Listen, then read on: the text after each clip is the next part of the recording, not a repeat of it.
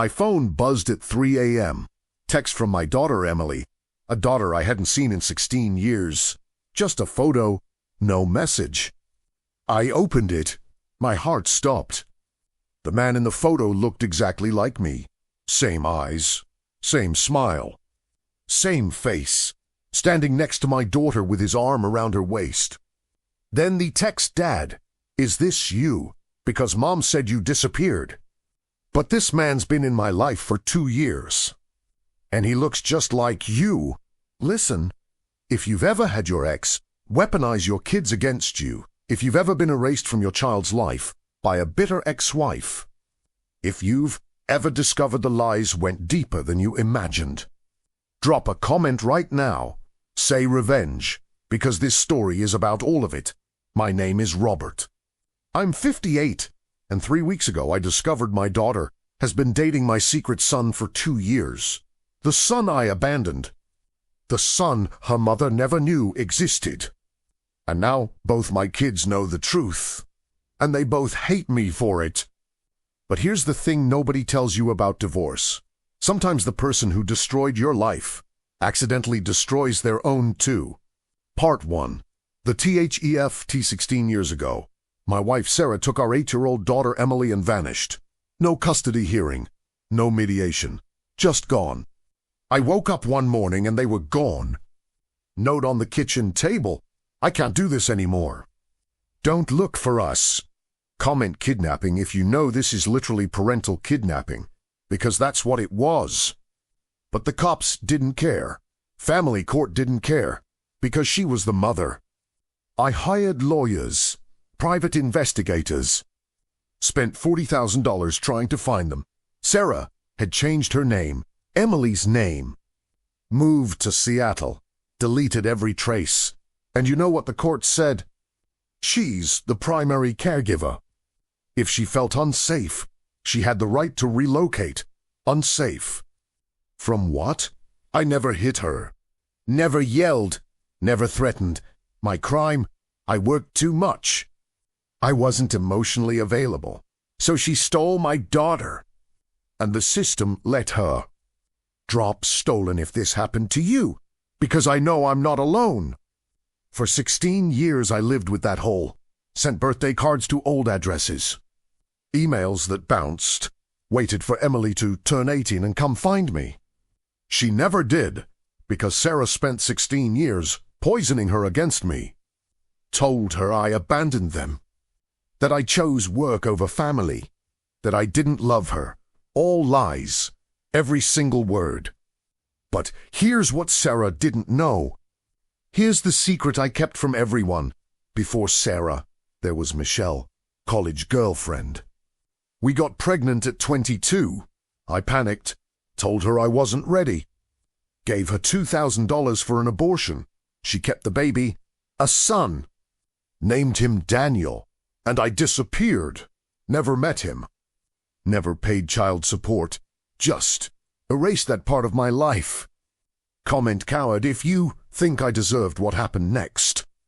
You're probably right. Part 2. The discovery 10 years after Michelle. I met Sarah. Clean slate. New city, new life. I never told her about Daniel, about Michelle. Buried it so deep, I almost convinced myself it didn't happen. We got married. Had Emily. Built a life. Until Emily was 7 and Sarah found old emails from Michelle, asking for child support, asking me to meet my son. Sarah confronted me. I confessed everything. "You have a son," she said, shaking. "You have a 10-year-old son, and you never told me." "I'm sorry. Where is he?" "I don't know. I haven't talked to Michelle in years." "Find him," she said. "Contact them. Meet your son. Be a father. Or I'm taking Emily and leaving." I couldn't do it. The shame was crushing. The guilt unbearable. So Sarah made good on her threat. Took Emily. Disappeared. And I lost both my children. The one I abandoned. And the one who was stolen from me. Drop karma if you think this was justice. Maybe it was. Part 3. The photo 16 years of silence. Then that 3 a.m. text. I stared at the photo for 2 hours. The man was 24, dark hair, my jawline, my nose, my exact smile. It was Daniel. I knew it in my bones. Emily texted again. Mom always said you had secrets.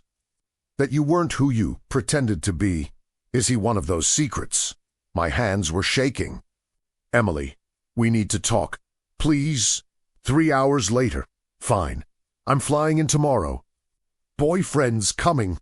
You better have answers. Robert. She called me Robert. Not Dad. That's how I knew she hated me. Comment heartbreak if you've ever been called by your first name by your own kid.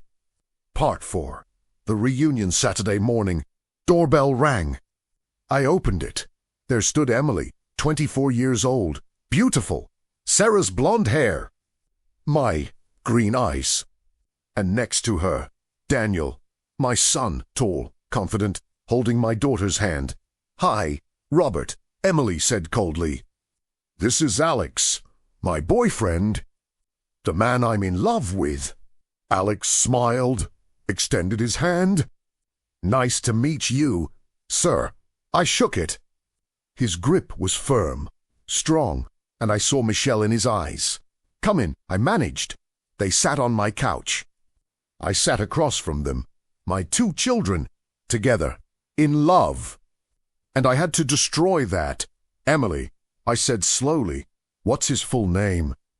Alex, she said. Why? His real name, his birth name.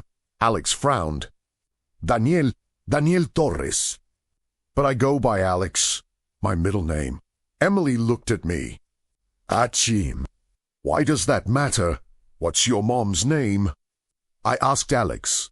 Michelle Torres. Why? The room went silent. Oh my God, Emily whispered. No, Emily. Alex started. He's your son. Scream me. Brother Alex went pali. What? Part 5. The collapse the next 6 hours were hell. Crying, yelling, accusations, confessions. I told them everything. Michelle, the pregnancy, the money, the abandonment. Emily told me everything. How she met Alex in Seattle 2 years ago. Coffee shop. How they fell in love. How she thought she'd found the one. We were going to get married, Alex said, voice breaking. I bought a ring last month. Emily sobbed.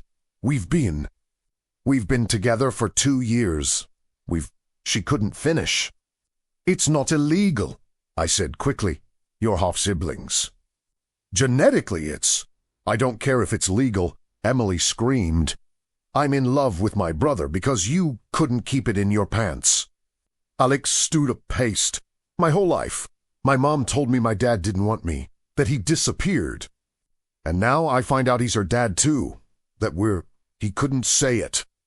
Comment destroyed if you've ever watched your mistakes destroy innocent people. Part 6. The blame this is your fault, Emily said. Her voice was ice. All of it. I know. If you'd just told Mom the truth. If you'd just been a man and faced your past, we would have grown up knowing each other. We would have been siblings. Not this. I know. You stole our childhoods, Alex said. Both of them.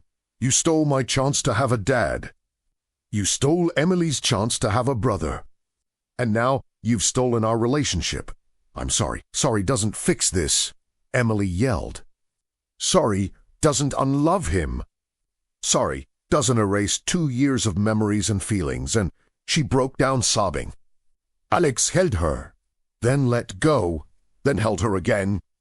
Because what do you do when the person you love is also your sibling? Drop unfixable if you've ever caused damage you can't repair. Part 7. The revelation where's your mom? I asked Alex. Why? Because she deserves to know. Know what? That you finally remembered you have a son. No, I said, that her son found his sister.